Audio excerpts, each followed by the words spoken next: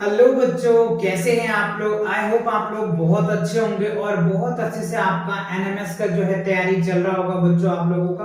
तो आज हम लेकर के आए हैं आपको एनएमएस का जो मैथ्स का इंपॉर्टेंट क्वेश्चंस है जो एनएमएस के एग्जाम में पूछे जा चुके हैं, राइट। तो चलिए इन क्वेश्चनों को आज हम क्या करेंगे, 1 to 1 कॉन्सेप्ट के साथ कवर करेंगे, राइट। सो देखो फर्स्ट क्वेश्चन क्या आपका, डिवाइड है आपको x bracket 5x square minus 80 bracket close by 5x, x minus क्या है 4 है। तो हमें क्या करना है बच्चों, डिवाइड करना है। तो ये जो क्वेश्चंस है ना, पहले आप वीडियो को रोको और खुद से सॉल्व करने का कोशिश करो। अगर आपसे सॉल्व हो जाता है तो अच्छी बात है, और नहीं होता है तो फिर आप वीडियो को प्ले करके आप सॉल्व कर सकते हो, ठीक है। तो देखो आपको कैसे करना है, इनके पहले अप्रोच को समझो, है ना, कैसे हम अप्रोच लगाते हैं।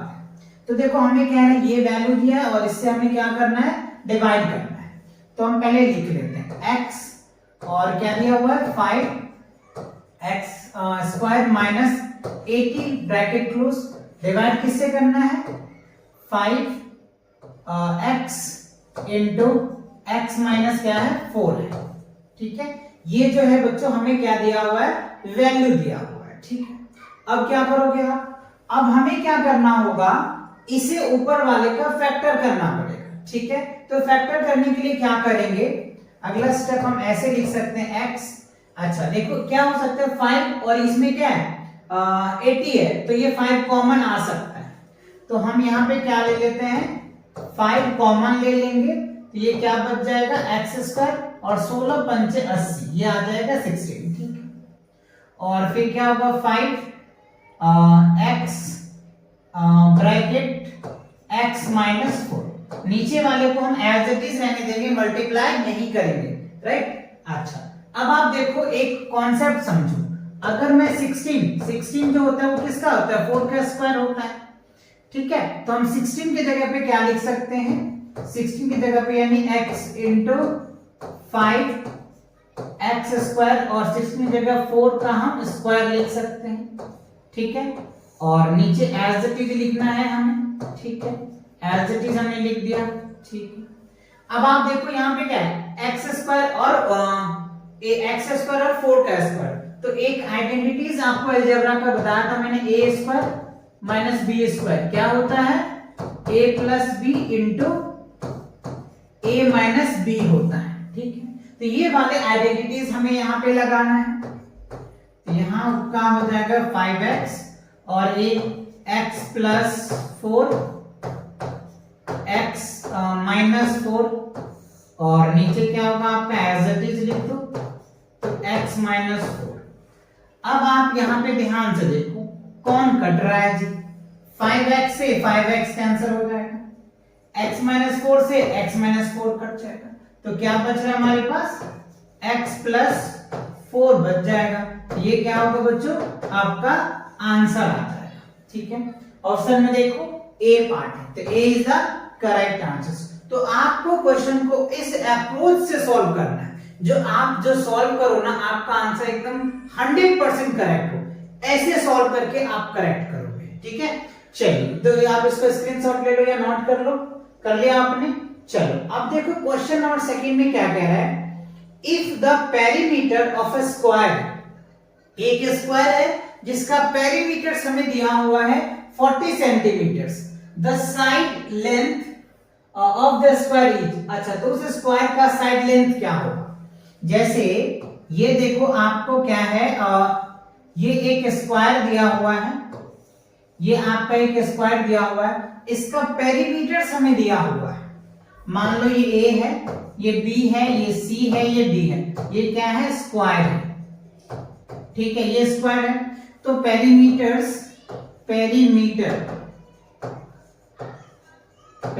ऑफ स्क्वायर, पेरीमीटर स्क्वायर क्या होता है 4 इंटू साइड होता है बच्चों, क्या होता है 4 इंटू साइड। तो पेरीमीटर कितना हमें दिया हुआ है 40 सेंटीमीटर है, यहाँ पे क्या लिखेंगे 40, यूनिट हम बाद में लिख लेंगे लास्ट में, है ना, लास्ट में यूनिट लिखना जरूरी है बच्चों। अब देखो ये साइड इसके साथ मल्टीप्लाई में इधर आएगा तो डिवाइड का, तो देयरफॉर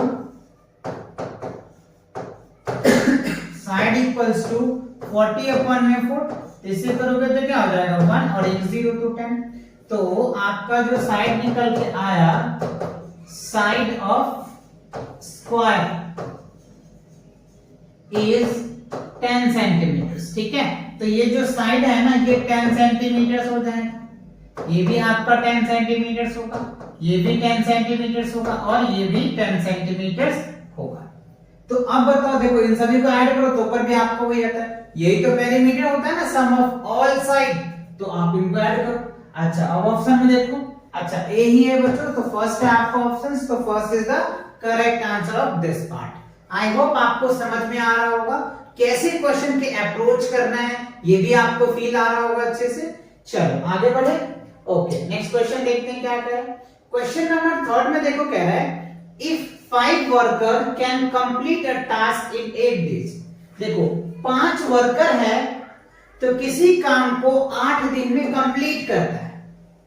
5 वर्कर है किसी काम को 8 दिन में कंप्लीट करता है, so how long will it take 4 workers to complete the same task, assume rate of work remains the same। rate of work जो है ना सेम है, rate of work क्या है सेम है। तो देखो सिंपल से इसमें लॉजिक लगाओगे, अगर मान लो 5 वर्कर किसी काम को 8 दिन में करता है यानी 40 डेज हो गया, ठीक है ना, ये हो गया।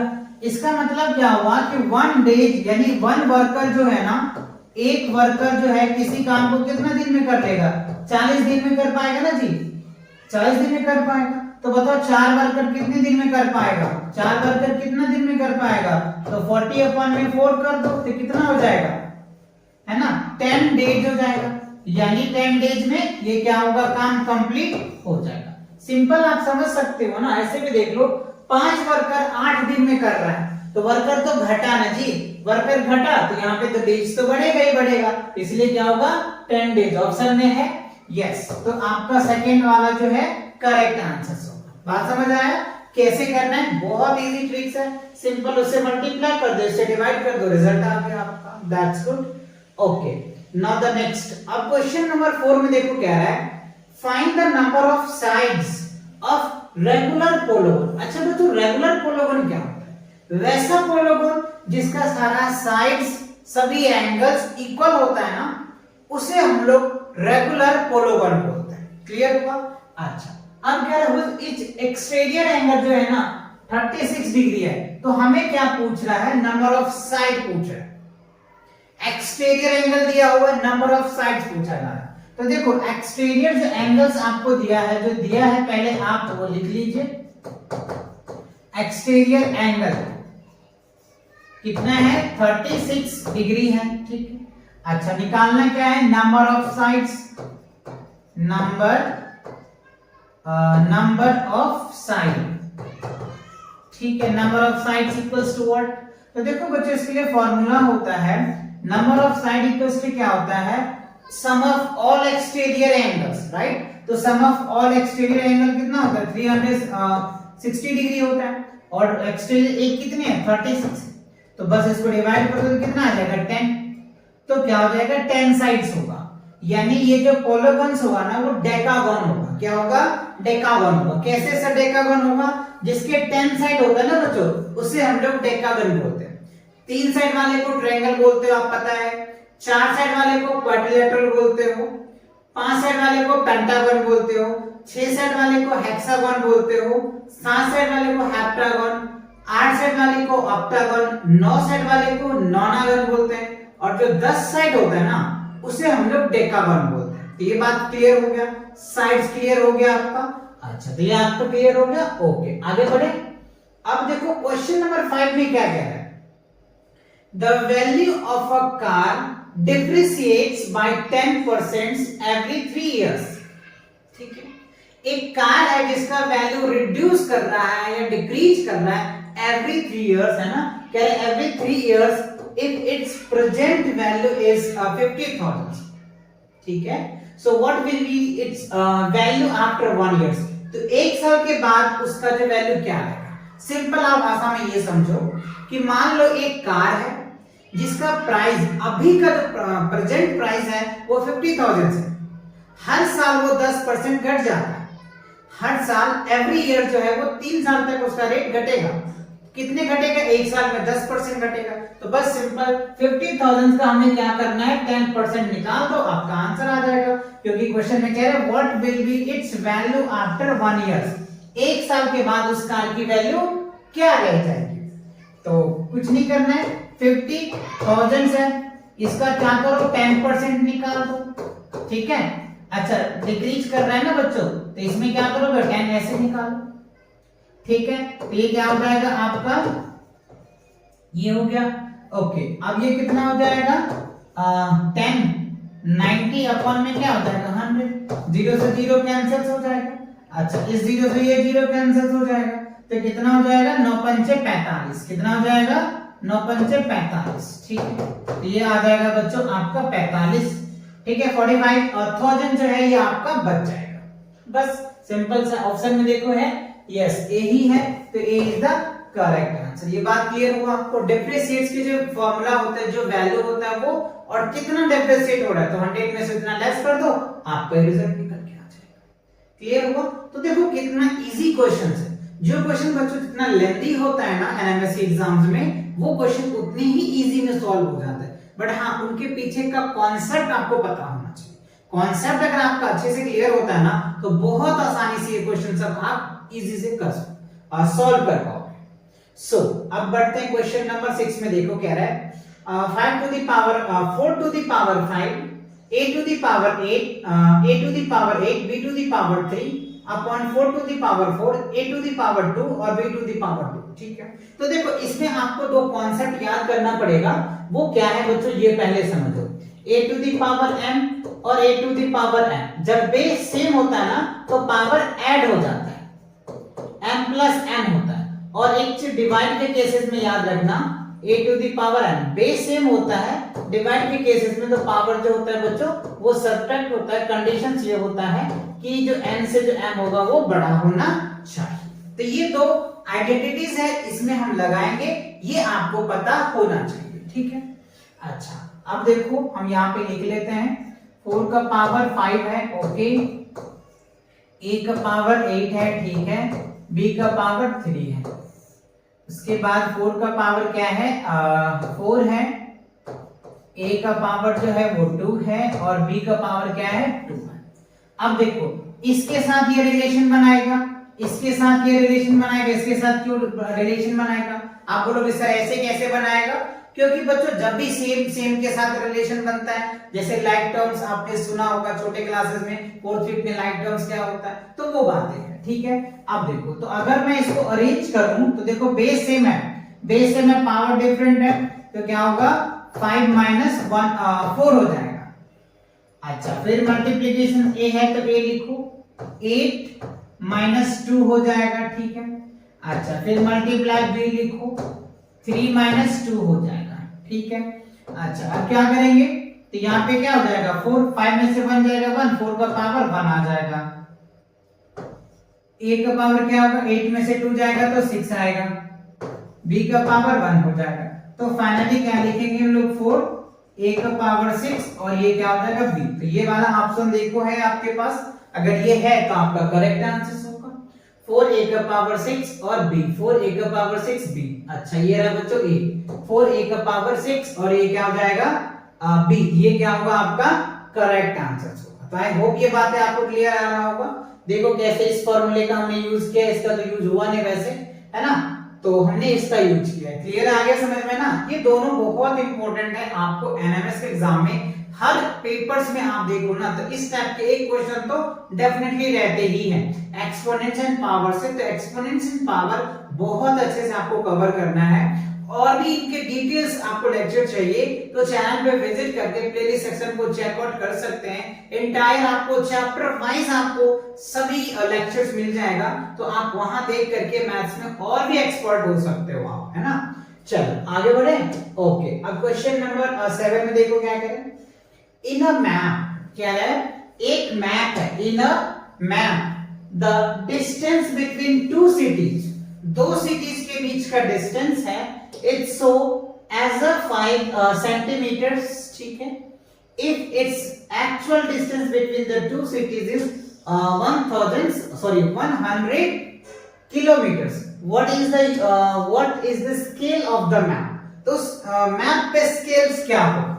तो देखो सबसे पहले हमें क्या करना होगा बच्चों, यूनिट सेम करना पड़ेगा, है ना। चलो तो हम यहाँ पे देखते हैं 100 किलोमीटर्स, ठीक है। तो जब किलोमीटर को हम सेंटीमीटर मीटर में चेंज करेंगे तो 1000 से मल्टीप्लाई करते हैं, ठीक है। अच्छा अब देखो जी ये हो गया 1000। अगर 1000 को हम क्या करें, मीटर को जब सेंटीमीटर में करेंगे तो 100 से मल्टीप्लाई करेंगे, तो फाइनली क्या निकल के आ गया, देखो 2 2 4 1 5 5 2 7, ठीक है ना। ये कितना हो जाएगा 1 2 3 4 5 6 7, ठीक है।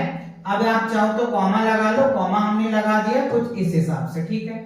अच्छा अब कह रहा है कि 5 सेंटीमीटर, तो ये क्या हो गया 1 सेंटीमीटर में क्या हो जाएगा, ये निकल के आ रहा है। तो 5 सेंटीमीटर में, राइट, तो क्या करोगे 5 से इसको डिवाइड कर दो, है ना। तो 5 से डिवाइड करोगे तो ये क्या हो जाएगा 5 2 जा 10, तो ये हो जाएगा आपका 2, ठीक है। तो अब इसका जो स्केल बनेगा ना, SCAL स्केल जो होगा ना बच्चों, वो क्या होगा 1:20, है ना। 2 000 इस हिसाब से आप लिख सकते हो। कितने 3 1 4 6 0 आ जाएगा ना, कुछ इस हिसाब से आ जाएगा आपका। अरेंज कर लेना, 2 हो जाएगा इसको। अच्छा इस हिसाब से मैं अरेंज कर देता हूं, आप ऐसे देख लो 1:2, ठीक है। 2 2 4 हो जाएगा, 1 2 3 4 5 6 7, है ना, कुछ इस हिसाब से आ जाएगा। तो देखो इसमें कहां पे है 2 2 4, ठीक है। 3 ये तो नहीं होगा, ये भी नहीं होगा। अच्छा 3, अच्छा इसमें कुछ तो एरर्स आ रहे हैं ना, देखो ये 0 कट गया है जी, 3 3 6 0 ही आएगा। कितने आएंगे 6 0 आने चाहिए, तो ये रहा आपका, है ना। क्या होगा 6 0, 1 0 मैंने ज्यादा लिख दिया है ना, क्योंकि 1 0 तो कट गया ना, तो ये आ जाएगा। ऐसे आप लिख लो, ऐसे नहीं समझ आ रहा तो ये आ जाएगा, ये आ जाएगा, ठीक है। ये आपका फ्रैक्शन आया, आप चाहो तो इसको रेशियो में कन्वर्ट कर सकते हो। तो आपका क्या हो रहा है, थर्ड वाला जो है आपका करेक्ट आंसर हो रहा है। समझ आ रहा है ना। तो ये चीजें बच्चों आपको याद रखनी है कि कैसे हम यूनिट को कन्वर्ट करेंगे, क्योंकि ये चीज पता है कि किलोमीटर को हम मीटर में चेंज करेंगे तो बड़ा यूनिट से जब छोटे यूनिट में जाते हैं ना, तो हमें मल्टीप्लिकेशन करना पड़ता है, यानी मल्टीप्लाई करना पड़ता है। और जब छोटा यूनिट से बड़े यूनिट में जाते हैं तो डिवाइड करना पड़ता है। तो किलोमीटर से जो मीटर है वो छोटा है, इसलिए हमने मल्टीप्लाई किया, और मीटर से सेंटीमीटर छोटा है ना, इसलिए हम इसको सेंटीमीटर में कन्वर्ट किया, और सेंटीमीटर में तो यूनिट है ही यहाँ पे, तो इस हिसाब से हमने कवर कर लिया, ठीक है। चल आगे बढ़े। ओके अब क्वेश्चन नंबर 8 में देखो क्या है, सॉल्व करना। अब देखो आपको अलजेब्रा से क्वेश्चन दे दिया है, लीनियर इक्वेशंस इनटू वेरिएबल्स या वन वेरिएबल्स कह लीजिए, उसमें आपसे दिया हुआ 5x + 7/2 = 3/2 x - 14 दिया हुआ, ठीक है।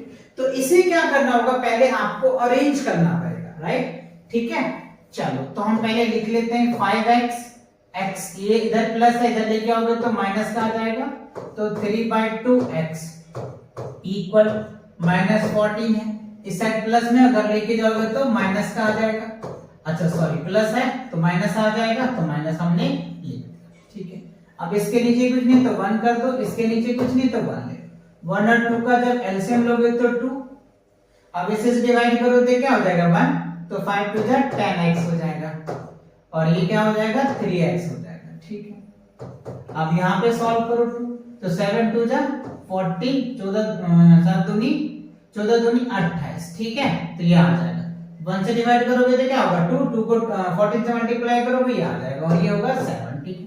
देखो इस 2 से ये 2 तो कैंसिल हो गया बच्चों, तो 10 में से 3 जाएगा तो क्या होगा 7x हो जाएगा, और यहाँ पे क्या हो जाएगा 7 के 7 चौक 8 है, 7 5 35 35 आ जाएगा, ठीक है।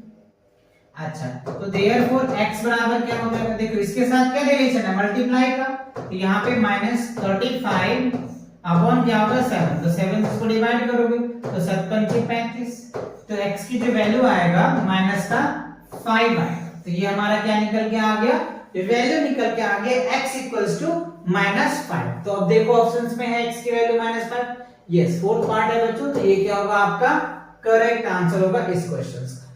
चलो आगे बढ़ते हैं। अब कह रहे हैं which digits can not be at unique place at end of the square of number. देखो कोई सी नंबर का जब स्क्वायर करते हैं ना, जैसे आप ऐसे समझिए 1 का स्क्वायर करोगे तो क्या होगा 1 आता है, 2 का स्क्वायर करोगे तो क्या होगा 4 आएगा, 3 का स्क्वायर करोगे तो क्या होगा 9 आएगा, 4 का स्क्वायर करोगे तो क्या होगा 16 आएगा, 5 का स्क्वायर करोगे तो क्या होगा 25 आएगा, 6 का स्क्वायर करोगे तो क्या होगा 36 आएगा, 7 का स्क्वायर करोगे तो क्या होगा 49 आएगा, और 8 का स्क्वायर करोगे तो क्या होगा 64 आएगा, 9 का स्क्वायर करोगे तो क्या होगा 81 आएगा, और 10 का स्क्वायर करोगे तो क्या होगा 100 आएगा। तो अब आप इसमें से देख पा रहे होंगे कि क्वेश्चन में क्या कह रहा है, क्वेश्चन को एक बार फिर से पढ़ो।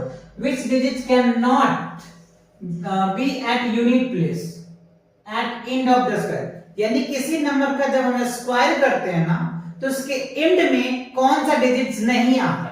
तो आप देख पा रहे होंगे 1 आ रहा है ना, 1 आ रहा है, 4 आ रहा है, और क्या आ रहा है 5 आ रहा है, ठीक है, 6 आ रहा है, और क्या आ रहा है 6 आ रहा है, 7 नहीं आ रहा है, 6 आ रहा है, उसके बाद क्या आ रहा है 6 8 9 आ रहा है, ठीक है ना। ये डिजिट्स क्या होता है यूनिट प्लेस पे आ रहा है। तो हमारे पास क्या आ रहा है 2 नहीं आ रहा है, 3 नहीं आ रहा है, 7 नहीं आ रहा है, और 8 नहीं आ रहा है। तो ये आपके आंसर बन जाएंगे। यानी आप कितने भी बड़े नंबर ले लो, दुनिया की सबसे बड़ी नंबर ले लो, लेकिन अगर आप स्क्वायर करोगे तो उसके यूनिट यानी यूनिट प्लेस पे 2 3 7 8 कभी नहीं आएगा, कभी नहीं आएगा। आप देख पा रहे होंगे, ठीक है ना। तो 2 3 7 8 आपको ध्यान देना है। इसमें देखो क्या 2 है बच्चों, तो 2 आपका क्या होगा करेक्ट आंसर होगा। तो कभी आप दे भी दे दे, तो इसीलिए मैंने आपको डिटेल कॉन्सेप्ट बता दिया कि 2 3 7 8 कभी नहीं आता है, किसी भी नंबर का स्क्वायर कर लो वो नहीं आएगा, ठीक है। चलो आगे बढ़े। अब क्वेश्चन नंबर 10 देखो, कह रहे हैं which of the following expressions is a factored correctly। इसमें से कौन सा एक्सप्रेशन का जो है ना फैक्टर करेक्टली है। तो आप चलो चेक कर लेते हैं। अगर मैं इसको सॉल्व करूं तो ये तो होता ही नहीं बच्चों, क्योंकि आइडेंटिटीज जो होती है ना वो ये होता है जो मैंने आपको समझाया अभी भी, a square minus B square पर a प्लस बी और a माइनस बी, ये आइडेंटिटीज होता है। तो इस पे आपको ब्रेक करना है। तो देखो ये बात हो सकता है, अच्छा ये वाला हो सकता है क्या, यस यही होगा। देख लो 4x स्क्वायर माइनस क्या है 9 इक्वल क्या दिया आपको 2x प्लस 3 2x माइनस 3 ये दिया हुआ है। तो चलिए इसको तोड़ के देख लेते हैं हम लोग। तो 4 को हम 2 लिख सकते हैं, x को ऐसे हम लिख सकते हैं, ठीक है, माइनस 9 है तो इसको हम 3 लिख सकते हैं, 3 का स्क्वायर लिख सकते हैं। तो a square minus B square, इसको ब्रेक कर लो तो देखो 2x प्लस 3 आ रहा है और 2x माइनस 3, मतलब ये वेरीफाई कर रहा है आपका। तो ये वाला पार्ट क्या होगा आपका करेक्ट आंसर होगा। तो क्वेश्चन को आपको अप्रोच भी लगाना पड़ेगा, ये नहीं कि सबको चेक करने बैठे, बहुत ज्यादा टाइम भी नहीं बिताना है, क्वेश्चन को अप्रोच भी लगाना है, कॉन्सेप्ट को रिकॉल करना है। जैसे क्वेश्चन को देखो प्लस प्लस प्लस आपको पता है होल स्क्वायर वाले में आता है, बट यहाँ है नहीं। यहाँ पे आप देख पा रहे होंगे कि ये चीज हो रहा है, यहाँ पे देखो स्क्वायर माइनस में है लेकिन यहाँ पे होल स्क्वायर है तो ये वैसे ही नहीं होगा, यहाँ प्लस है यहाँ माइनस है तो होगा ही। तो कुछ आपको लॉजिक भी लगाना पड़ेगा। और लॉजिक कैसे लगेगा, जब आप ज्यादा से ज्यादा क्वेश्चन को प्रैक्टिस करोगे ना बच्चों, तब आपका लॉजिक लग पाएगा किसी भी क्वेश्चन में, कि अगर ऐसे ऐसे ना करें ऐसे करेंगे तो आंसर आ जाएगा, समझ रहे हो। तो ऐसे आपको चीजों को अप्रोच लगानी पड़ती है। चलो आगे बढ़ते हैं। अच्छा तो इस स्लाइड में बच्चों आपको इतने ही क्वेश्चंस लिए जा रहे थे, तो आई होप ये सभी क्वेश्चन आपको बहुत अच्छे से समझ में आया होगा। तो मिलते हैं नए वीडियो के साथ बहुत जल्दी, तब तक के लिए take care and bye bye.